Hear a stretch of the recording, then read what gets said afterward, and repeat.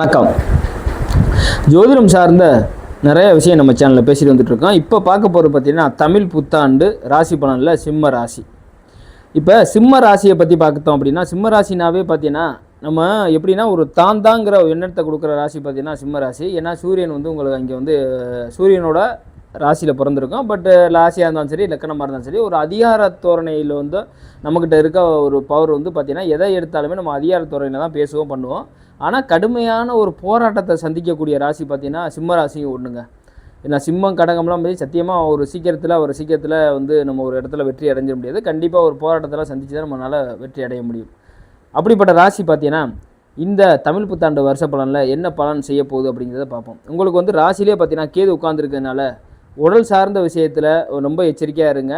ஏதாவது ஒரு பிணியை கொடுக்குற வேலையை கண்டிப்பாக அந்த வருஷத்தில் செய்கிற வேலையை கண்டிப்பாக கேது செய்யும். கேது பார்த்தீங்கன்னா உங்களுக்கு சிம்ம வீட்டில் உட்காந்துருக்காரு, உங்கள் ராசியில் உட்காந்துருக்காரு. நீங்கள் எப்படின்னா கொஞ்சம் ஆக்டிவ் ஆகிறதுக்கு காலையில் வெள்ளனே வாக்கிங் போயிட்டு குளிச்சுட்டு திருப்பி ஒரு விநாயகர் வழிபாடு பண்ணிட்டீங்க அப்படின்னா ரொம்ப சிறப்பாகவே இருக்கும். சரியா? அதுக்கு அடுத்து பார்த்தீங்க அப்படின்னு பார்த்தீங்கன்னா 7ஆம் இடத்துல சந்திரன்டா உட்காந்துருக்கு. குடும்ப வாழ்க்கையில் மிகப்பெரிய ஒரு சிக்கலை கொடுக்குற வேலையை கண்டிப்பாக வந்து இந்த தமிழ் புத்தாண்டு கண்டிப்பாக செய்யும்.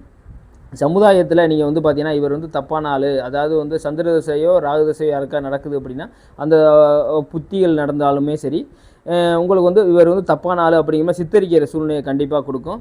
மனைவி யார் இருந்தால் கணவனாக இருந்தால் மனைவி, இந்த 2 பேருக்கும் பார்த்திங்கன்னா கருத்து வேறுபாடு கொடுக்குற வேலையை கண்டிப்பாக சந்திரனாகினவே கண்டிப்பாக கொடுக்கும். மனக்குழப்பத்தை கொடுக்குற வேலையை கண்டிப்பாக கொடுக்கும். பார்த்துக்கிறங்க. உங்கள் தசாபுத்தி என்ன போகுதுன்னு உங்கள் சொந்த ஜாதகத்தை பார்த்துக்கிறங்க.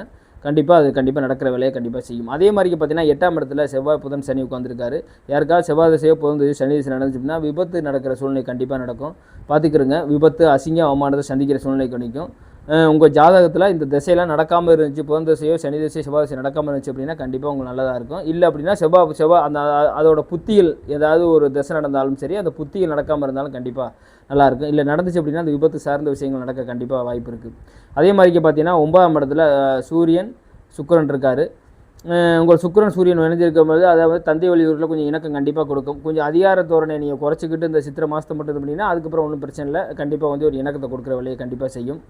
உங்களுக்கு 11ஆம் இடத்துல குரு உட்காந்துருக்காரு. அதாவது 11ஆம் இடத்துல குரு இருக்குது, நல்லது தான். உங்களுக்கு குரு தசை நடந்துச்சு, இல்லை குரு புத்தி நடந்துச்சு அப்படின்னா அந்த ஒரு வருஷ காலத்துக்கு ஒன்றும் பிரச்சனை இல்லை, சமாளிச்சிடலாம். அதில் குறிப்பிட்டு நான் சொன்ன அந்த மற்ற பலன்லாம் எப்படி செய்யும் செயல்படும் அப்படின்னா, இப்போ குரு தசை நடக்குது, குரு புத்தி நடக்குது, அந்த அந்தரம் ஏதாவது இங்கே செவ்வாய் புதன் சனி இதோட அந்தரம் நடந்தால் அந்த காலகட்டத்தில் ஒரு விபத்து அசிங்கமானத்தை கொடுக்குற வேலையை கண்டிப்பாக செய்யும். சரியா? இது உங்களோட ஜாதகத்தில் இப்போ இருக்க ராசி பலனோட பலன், இந்த வருஷத்து ராசி பலன், தமிழ் புத்தாண்டு ராசி பலன். உங்கள் ஜாதகத்தில் என்ன தசாபத்தி போகுதுன்னு நீங்கள் பார்த்துக்கிறங்க. ஜோதிடம் சார்ந்த நிறைய விஷயம் நம்ம சேனலில் அடுத்தடுத்த வீடியோஸ் போய் நம்ம சேனலை சப்ஸ்கிரைப் பண்ணி ஷேர் பண்ணிக்கிறீங்க. நன்றி, வணக்கம்.